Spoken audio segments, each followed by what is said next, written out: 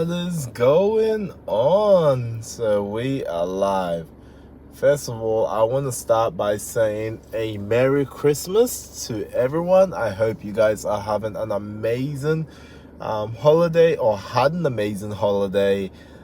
I hope you got to basically do it as planned. I hope you spent some time with family, had the day off. And for those of you that Christmas is hard this time of the year, I hope you guys are doing well, and I hope you guys are getting through.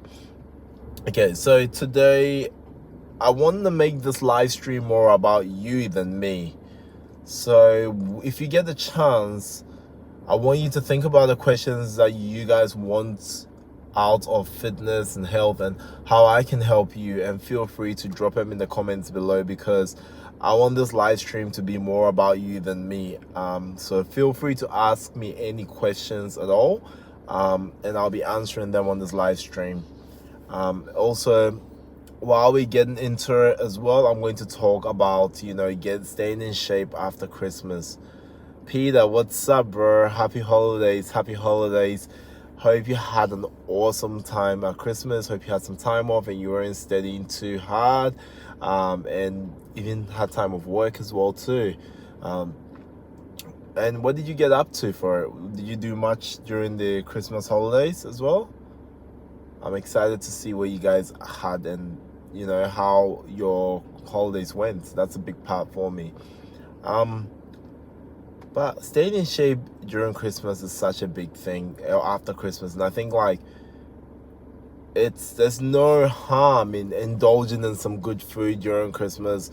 If you guys are on a diet plan, taking that diet break, as that makes a massive difference during this time of the year. You guys gotta recognize that life has balance in it. So that's the biggest thing that a lot of people fail to recognize, is if there's no reward for staying strong during Christmas unless you do have a goal, that, for instance, like competition, or for instance, if you're eating food that is not whole food, but that drives you basically into a binge eating episode. It's a trigger for something. However, if none of that is you, it's okay to relax and have some good food as well, to spend some time with family and friends, go out, do something, live your life. When we talk health, it's not just physical health, it's also mental health. So if you can maintain a good mental health, that's a great thing as well too. Whoa, happy holiday. I didn't celebrate Christmas this year. My family did because of hard work. Thank you so much, Peter. Massive shout out to Peter. Really appreciate you.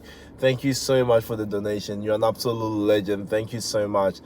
And really appreciate it, Peter. I hope you still get a little bit of time to yourself and get to spend some time. But of course you are working, of course you are grinding, and definitely appreciate the grind and the hard work. So that's a great part, or something great that you're doing really well. And props to you. It's a lot of work. Also, usually get paid more on Christmas, so it's a great thing to work on Christmas Day as well too. But I hope you're still having a good time and still enjoying some good food as well too. But yeah, thank you so much for the donation again. I honestly appreciate the support and your continued support. You're an absolute legend. Thank you so much, Peter. Thank you.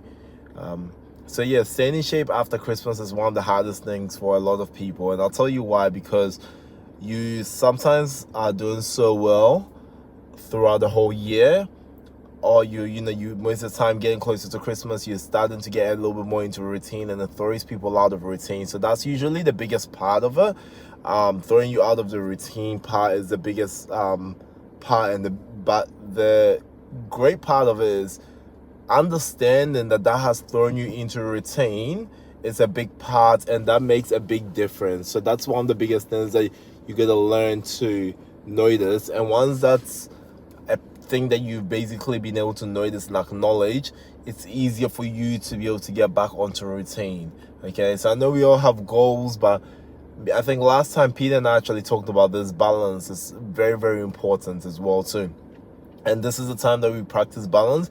But it's almost now the reverse of it. So after you've maintained balance or you've gained balance, it's also time to reverse back and go back into our routine as well. I'm sure most of you are going to be taking some time off during New Year's as well to spend some time with mates or family, or going to the new year strong. But it is, the hardest part is finding routine. So that's why I really wanted to come on here and help a lot of you guys, especially the people that are really struggling with routine and struggling to basically find their place. So that's very important. So this is why I came on. So now there's a few things you gotta notice is, if you are struggling to get back on track after Christmas, you gotta find your triggers. So what is causing you to, and usually I'm gonna put this into the sense of overeating, binging, and eating junk food. What is triggering you to emotionally eat? What is triggering you to eat every second? Is it boredom? If it's boredom, try and keep yourself busy. Go for a walk, grab some coffee or caffeine, go hit a workout, find a hobby, read a book, play some PlayStation or something that would basically combat that. If it's not boredom, what is it? Is it emotional eating that is drawing you there? Is this something that you're addicted to? Are you spiking your blood glucose levels by not having a good balance of your foods, your carbohydrates, your fibers? All these things make a big difference. Are you having a good amount of protein in your diet as well too? Are you having vegetables in your diet as well? So these things are very important to actually notice and take accountability for, because the thing is though, it's so easy for us to lose track of these things, and these are some of the things that are going to throw us off of routine. So getting back into routine, the biggest thing is actually noticing and recognizing these triggers, or recognizing the things that actually throw us off, and that's the first step. Now after you've recognized them, get back into training. When you get back into training, you don't have to go hard. Just getting back alone is a good start. Light training, you can halve the amount of time you train, even that's fine. Doing something. I wake up early in the morning on Christmas and I went to train, not because I'm so obsessed with the gym, or maybe because I am, but it's also just because at least I knew I was gonna make sure there's no way I was gonna be training after Christmas and I'm going to be overeating during Christmas, and that's again, that's fine for me. But I actually felt so good mentally as well too. Peter, thank God I completely cut the meat. I completely cut the meat eating. Now I'm fully vegan. I didn't eat a lot of this holiday. I'm good. I'm on good track and going the new year. Nice work, Peter. Peter, could I ask you what made you go vegan? I'm very curious as well too. And one of the things actually a lot of people don't know about me is when I did my last competition and my last show, I actually ate some of the food. Some of the days I ate plant-based, and people probably ask me why I did that. For me, a couple of years ago, I was just playing around and it was World Vegan Day, and I actually decided to eat vegan for that day by making sure I'm eating everything from whole foods. The reason why I wanted to do this is, for me, with everything I do, I basically want to experience things and find out the positives out of things and find out the negatives out of things. So for me, I found some very big positives in eating partly plant-based, but also some of the negatives as well too. So what I do with these is I pick the positives and pull them out into my goals. Now for me, the negative side of things was for me to eat whole food, eat high carb, high protein, it was very hard for me to get all my calories in the day, because I was eating close to 5,000 calories. So so that was my biggest challenge. It wasn't protein. I could get a lot of protein from it because I know how to structure my meal plans, but if I wanted to get more calories for me to be able to not feel sick, it was eating a lot of fats for me, but even good fats. Okay, not saying anything wrong. Now, while I was doing my prep, one of the reasons I actually did some of those days was some of the benefits I found was my gut health was really good. My blood glucose levels seemed to be good.